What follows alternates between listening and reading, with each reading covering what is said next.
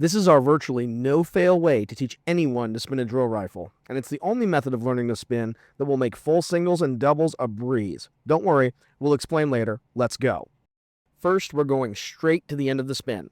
Hold the rifle in the left hand at the center balance point. Hold the handguard of the rifle with the right hand at the very top of the plastic with the arm comfortably curved as shown. This is position 4. Memorize it, we're coming back later. For the next position, let's learn to hold the drill rifle at about 45 degrees with the left hand at the same center balance point. Position the right arm at a 45-degree angle across the body with the hand open.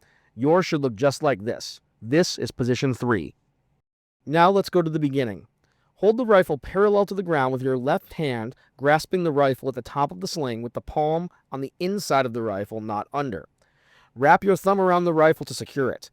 Place your right hand in a taco-shaped grip on the butt of the rifle. Now, turn the rifle to a 45-degree angle with the right hand higher than the left. This is position 1. There's one more position we have to learn. To assume position 2, lift and twist your left arm so that the rifle's receiver passes the vertical line and begins to naturally fall towards the ground. Your lifted elbow and inside thumb grip on the rifle will allow you to hold the rifle in this position. This is position 2. To move between position 1 and 2, the left wrist will twist inward. When the left wrist can twist no more, we'll lift our elbow away from our body. At the same time our wrist twists, our right hand will push. This push will not be straight down, but instead along the circumference of an imaginary line the rifle creates in front of our body. Push around the circumference of the circle until you reach the 45-degree diameter. Here's what it looks like with the rifle. In reality, our elbow won't lift nearly as high, but it's important that we learn to involve it right away. As you can see, the right hand pushes down in that circumference until it reaches the 45-degree mark that crosses the body. We arrive in position 2. To move from position 2 to position 3, the left hand opens and flips. Because the receiver is already past its vertical point, the rifle will fall into the open palm at the center balance point. No spinning, no momentum, just opening, flipping, and a little help from gravity. As our left hand opens, the right hand will cross a straight line across the diameter of our invisible circle. As the left hand flips, the right hand will open. And where are we? You guessed it, position 3. To move from 3 to 4, simply close the hand, grasp the barrel of the rifle, and assume position 4. To practice this, we'll break the spin into 2 parts, the twist and the lift, and the open, flip, and catch. Say the words twist, lift, then open, flip, and catch. Stay in this breakdown as long as you need to feel comfortable. Once we're comfortable with the breakdown, we'll put it together by removing the pause. As we do this, make sure your body intentionally feels every mechanic and hits every position along the way. Go slow and don't rush. Now that we know how to spin, let's learn how to start the spin from a vertical port position. Stand with your right hand at the small of the stock, right wrist aligned to the right elbow, and right elbow under the right shoulder. Place your left hand at the top of the sling on the front surface of the rifle with a comfortable 45-degree angle of the arm. To point the rifle downward in preparation for the spin, let's first isolate our left hand. Our left hand will twist from the outside of the rifle to the inside. Now let's twist the rifle from its center balance point until the barrel is directly below the receiver. Allow the left palm to shift from the outside to the inside, and as the rifle completes its rotation, allow the right hand to slide to the top of the butt plate. Now to make this motion more natural, we're going to lower the center of the rifle as we perform these mechanics. This will bring the butt plate of the rifle to a point just below eye level and place the right elbow in line with the right wrist. As you notice, my left elbow is slightly bent with a natural bend and not hyperextended.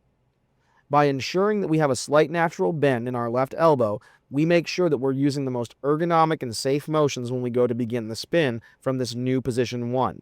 We want to avoid any hyperextension or locking of this joint, because doing so will create unnecessary motions needed when we go to spin the rifle from our modified position 1. Depending on the intended effect of your choreography, you may want to add a pop of sound to this drop. To do so, extend the left arm before rotating the rifle into the position described earlier. This will give you a pop of sound. Now let's put it together from start to finish. To do so, we'll make sure that we include the timing. Unlike sports spinning, where the rifle is merely the object in motion, military drill requires us to move through not only space, but time as well. To help us out, we'll say the words point, push, and catch. Because we're constrained by the timing, our mechanics will become somewhat abbreviated. For example, our elbow will not lift quite as high. Point, push, catch. To finish it off, we can simply return to port. Point, push, catch, port, clap. We made it. So why this method of spinning? Well, when it comes to drill team with our limited practice time, we need to choose techniques that overlap and help us achieve multiple skills. This is the only spinning method that opens doors to the next skills without either a significant increase in physical strength or a complete change in mechanics. When the big muscles of the shoulders, back, and lats do the work, we go further faster. And when we can take individual mechanics and tweak them to unlock new skills, we become more efficient. See, the problem is we think about the spin as one whole unit altogether, but in reality, it's 4 positions and mechanics that connect those positions. Instead of thinking about the spin as just a spin, if we think about it as its parts, we can tweak, play with, and change those parts to unlock new skills more efficiently. So let's look at 2 examples. To take this spin and turn it into a full single or a single back, do the exact same twist lift, but instead of opening and flipping the left hand, just open the hand and remove the flip. And instead of allowing the right hand to cross, simply open the hand and there's a full single. Do it the other direction in reverse and you have a single back. If we want to make this spin a double, we can lift and twist higher to give it an extra half spin. And we can keep the height the same, but increase the speed of the push and also give it another half spin. When we have a half plus a half and we add 1 to 1, do both of those at the same time, and magically, it's a double. So in addition to minimizing the scariness of dropping the rifle, we just took one thing and turned it into multiple things. That's why after over 20 years, this is our recommended way to learn how to spin.